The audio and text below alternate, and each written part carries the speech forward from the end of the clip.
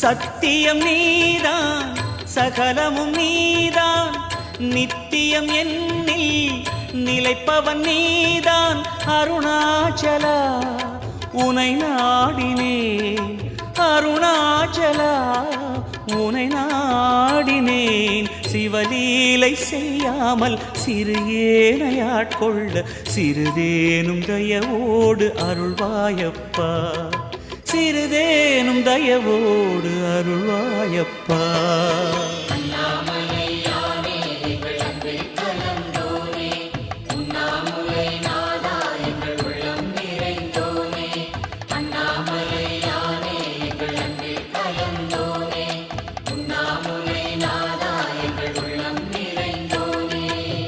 சிவமயமாக தெரிகிறதே சிந்தையில் சிவயோகம் வருகிறது.